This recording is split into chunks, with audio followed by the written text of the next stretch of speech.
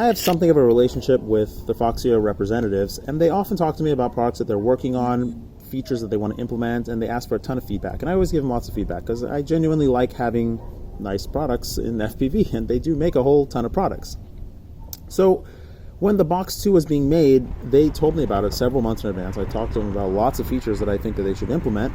And then when it came time to send out the samples to reviewers, they told me that they're not going to send me one because they say it's not good. Like, the representatives themselves were like, this is not good. We're not going to send it to you. Don't worry about it. We'll talk to you about the next one. And I'm like, okay, great. At least you understood my feedback from before and you actually realize this product is not good yourself, so you don't have to send it to me so that I can badmouth it. However, I think this is actually going to be, this is pretty interesting because I don't actually think that this is an awful product. It's not good, but it's not awful. And the one thing that I want to point out first is that the Box 2 is being sold for $130, whereas you can pick up a Session 5 for $100 to $170 refurbished, recertified. And all of my GoPros are recertified. Everything I use with respect to GoPros is currently recertified because I've broken all the previous ones and there's no more sessions left to buy, so that I had to buy recertified ones. So keep that in mind, that you can get a GoPro Hero Session 5 for the same price or less than a brand new Box 2. Now, even if it's recertified, and I do understand that there's people around the world that don't have access to eBay and don't have access to things in the US, and that's just fine. And that's pretty much who I'm still making this review for, because I think you should buy the GoPro if you're going to buy any action camera for $100 to $160. But moving forward, let's talk about this particular product and how I feel like we've given companies like Foxeer and Runcam and many other companies a free ride. So I previously talked about FR Sky and about how they are giving retailers a hard time about selling what they are calling a copy of their controller, which is a copy, or arguably, I would say, a copy of, in some sense, of other products. Now, as we all know, this is not being racist. Somebody called me racist in the last video that I was saying that China copies things. It's pretty well known that China copies lots of things from other companies that are not from within China. That is not something I'm making up. I'm not being racist by saying that. And if I do offend somebody, I apologize. I'm not trying to be racist. I'm just pointing something out. And I don't think there would be a single person that would argue that this camera is not heavily inspired by the GoPro Session.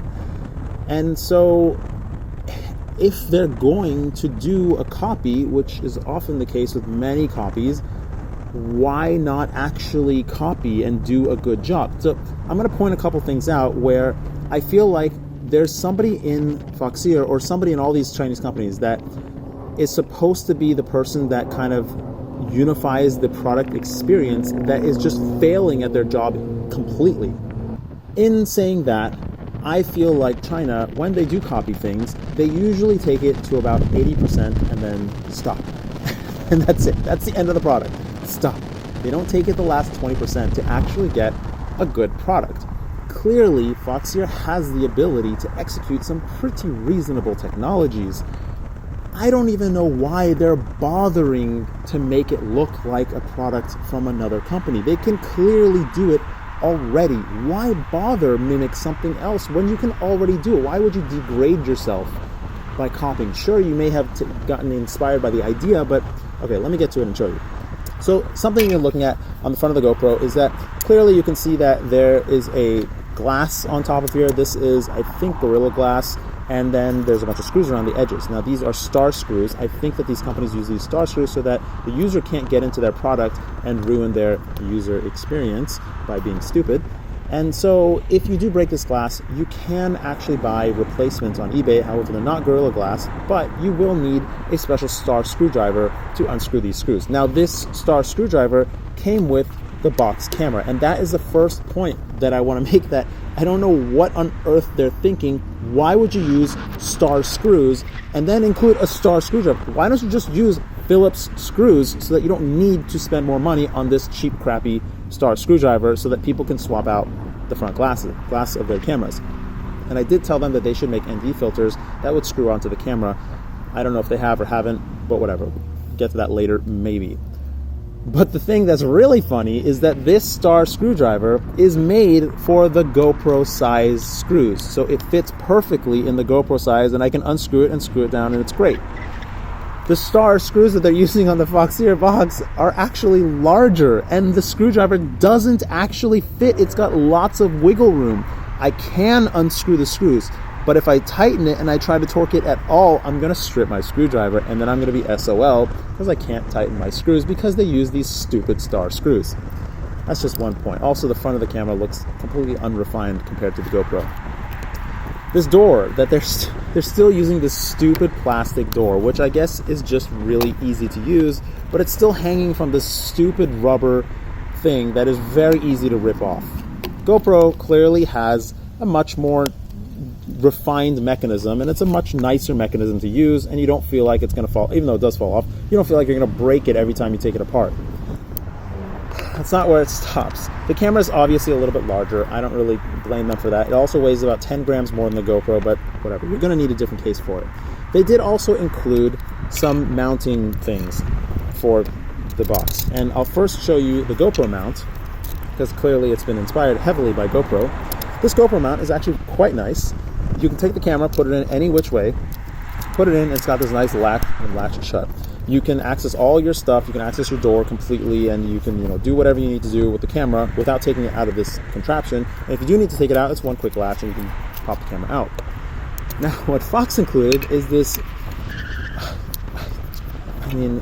okay, to get this camera inside this mount, you have to flex this thing open to fit the camera in. And then, once you put it on the, by the way, GoPro compatible mounting mechanism, to get the camera out, you have to take it off of this mounting mechanism, unscrew the screw completely, and then get the camera out. Now, never mind that the mounting mechanism is a direct copy of GoPro, and everything about it is a direct copy of GoPro. I mean, they probably just got it from the same factory that GoPro is using to make them, because it's the same exact plastic.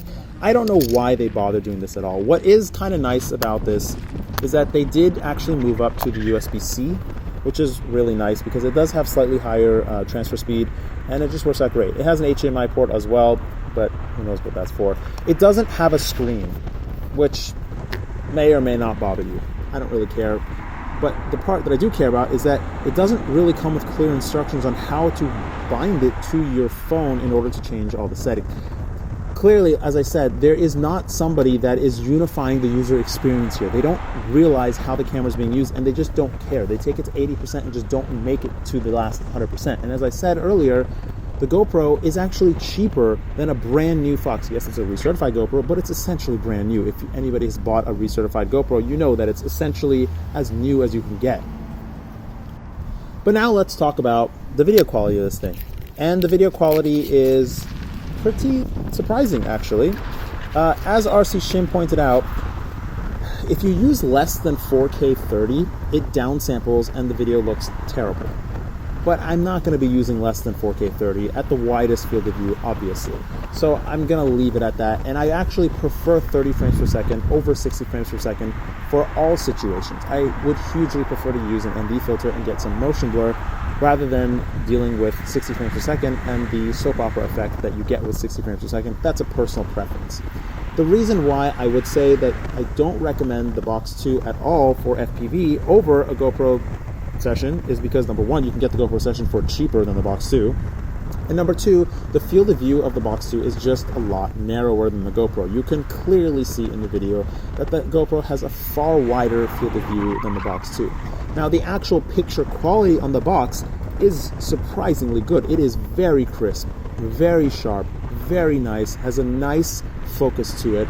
It's really nice. Now, the colors are a little bit cooler and the contrast overall is a little bit lower, but I actually found the overall dynamic range of the contrast to be very similar to the GoPro as well. So those are the two biggest things about the GoPro that I personally love, is that, number one, I can push the dynamic range any which way I want within reasonable limits and get a pretty nice picture regardless of how it was shot. You can do a lot of the same thing with the Box 2, and that's fantastic.